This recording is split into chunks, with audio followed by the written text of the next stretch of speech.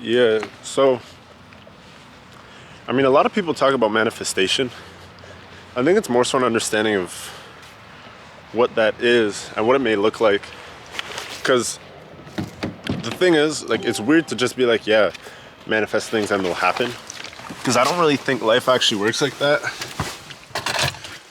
I'm on my way to the gym right now. But, yeah, I don't think life actually works like that. But it's a weird thing.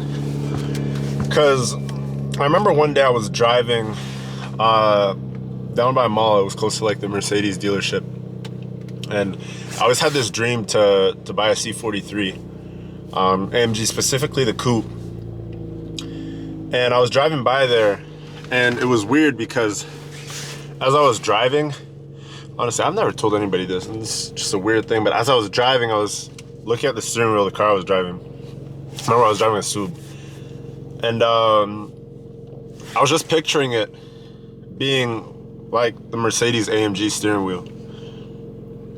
And I don't know, like in the moment, like I felt pretty stupid, and I'm like, yeah, like this is just a dream, right? And it's crazy because prior to that, and when I first got into e-commerce, like the objective for me, I wanted to buy, I've said this on Twitter before, it was an $8,000, I think, C300, a lot older, it was all torn up. And I was thinking about that, and as it became more and more achievable, like that kind of faded away. Like I didn't really care for it anymore because I realized, like, yeah, I could get something much better, and I could get something that I actually wanted. Like that wasn't something I wanted. It was more so just like a goal that seemed achievable because I didn't know how achievable things actually were in this world, right? Because like when you really get into it, like oftentimes you don't realize like most things are within arm's reach. But that's why like nowadays people ask me like what my dream car is, and like I don't even know, because I feel like pretty much anything's achievable. So I'm gonna be like, oh yeah, that's my dream car, but then it's like I know that I could just get up, work, and go get it. And it's like I achieved that goal and I achieved that dream, so now what? I have like nothing else to live for. So like I don't even set goals and achievements based on like materialistic things anymore. It's more so things that I want, and that I know I'm gonna get at some point. So like now when I set those type of goals, I once again, I don't even think I could consider them goals. It's more so just achievements and milestones.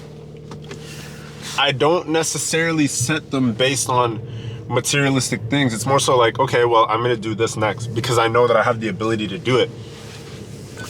So I think a lot of it actually comes down to what your ability is to... Look at this guy trying to hit me now. I think a lot of it more so comes down to your ability to actually understand that, yo, this thing that you want is achievable, and it's not actually that difficult, right? It just comes with hard work, it comes with dedication, consistency, and all those things added up together ultimately turns it into something that is achievable, right? You can't necessarily go set a goal, set a milestone, and want to achieve something but not put in the work to do it. And I think that's where there's a discrepancy between what people think manifestation is and what actually manifesting is, right? I think manifesting is seeing a goal, an objective, a milestone, and understanding and knowing and believing that you're going to achieve it one way or another, right? And not only that, you also have to figure out what the vehicle is going to be to achieve those goals or objectives or milestones. Right? More often than not, people want to achieve things without actually having a set plan on how they're going to do it, or without even putting a plan forward or figuring out a plan on you know, how they're going to get themselves there.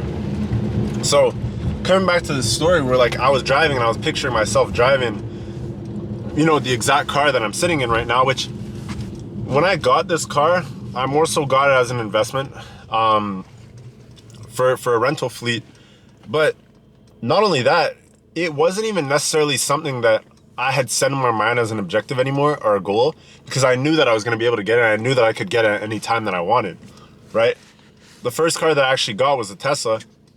There's a video on my channel of when I got it. And like the thing is, I didn't even necessarily truly want that car in a sense. Like, I just thought that, you know what, I need a car right now, and it made sense for me. So I was like, cool, you know what, I'll get it. But it was never a dream car of mine. It was never something that like I had set out for myself to achieve.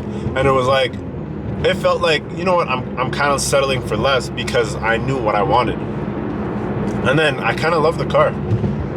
But now it's like I'm back in this car now, and it's like a completely different feeling. So, yeah. So on that point, what it really comes down to is like understanding that, you have a vehicle to generate success and generate, wealth for yourself, or, you have a vehicle that's going to bring you to a specific objective, right?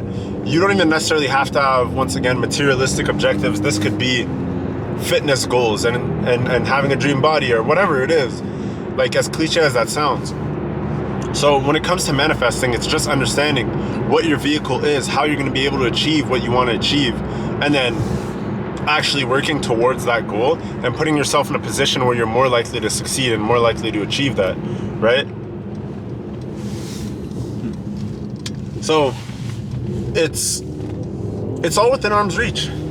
Like, the only person stopping you from achieving those things are yourself. And then if you want to talk about, let's say, setting $1 million as a goal, money is something that is unlimited, right? It's based on a number, and it's consistently being printed every single day. So what you really have to tell yourself in this position is, why is $1 million the goal? Because once you reach there, then what? Oh, $10 million is the goal. Like, I think you should just, as they say, what is the quote? Shoot for the stars and land on the moon. Yeah, let's shoot for the stars and land on Mars, to be honest. That's kind of where I'm at with all this stuff. And don't be selfish with it. Don't be selfish whatsoever. Like, understand, like, first of all, you can't get there by yourself, right? And with everything that you're doing, you're going to need the people around you. You're going to need your surrounding to help you get to the position that you want to be in, right? And inevitably, all the people around you are going to end up where they want to be, right? Because you guys have to consistently support yourselves. Support yourselves, push each other, and just surround yourself with the right people, right? Your surrounding is everything. Your environment is everything. I moved back close to where I grew up like a month or two ago. Honestly, 2 months? Actually, going on 3 months now. And what's been crazy about it is, like, mentally, it's been such a difficult situation for me to grasp, and a difficult situation for me to, like, remain productive in, right? So, like, I'm a true believer that your surroundings everything, because when I put myself in an uncomfortable situation, I tend to make more calculated decisions on what I want to do. I can't feel comfortable. When I feel comfortable, I make lazy decisions. I make unproductive decisions.